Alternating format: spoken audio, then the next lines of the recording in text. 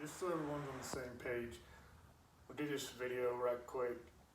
I'm not trying to say that I've discovered all possible causes of false KR or anything like that. I just think that I've figured out a way possibly to tell by looking at the data logs what's false KR or what KR is due to false knock as opposed to KR is due to real knock.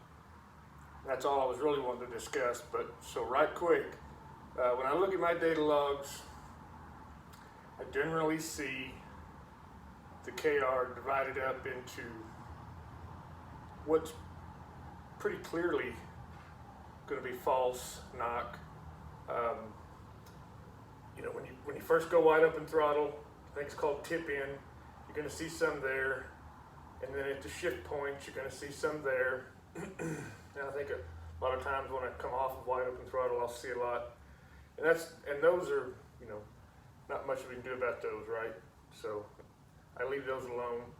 And then as far as KRs, it's due to what we can generally assume to be true knock, at least in my experience, would be it's obviously going to be in the middle of the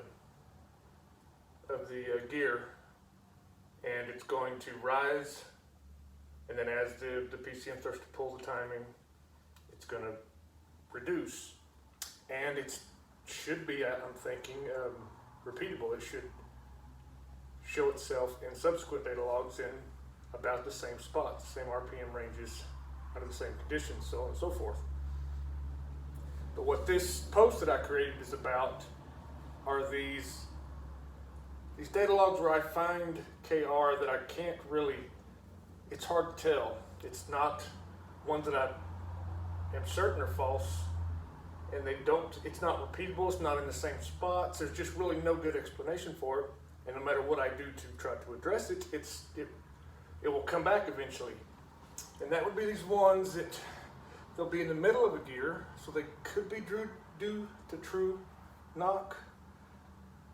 And here's kind of my theory. I don't think it is because of the way it behaves. It spikes immediately. It goes from 0 to 3, 0 to 5 degrees, and then it ladders off.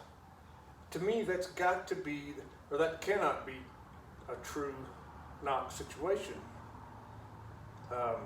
In my head, I'm thinking, if there truly is knock going on, it cannot be just an instantaneous spike. It's going to have to be some knock.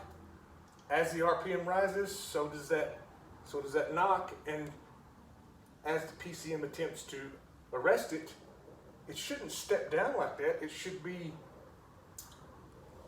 more of a straight down. The PCM is going to want to immediately arrest that knock, not pull a couple degrees, see if that helps. I mean, it should be a straight down, I'm thinking. So that's what my main hypothesis is with this thread.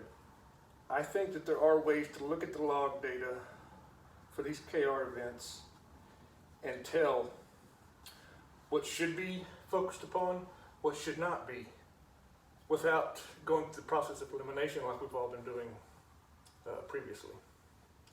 Anyway, sorry about the bad drawings, but I crushed my laptop, and so I don't have most of my historical data logs to pull out examples to use for illustration purposes, so I had to draw.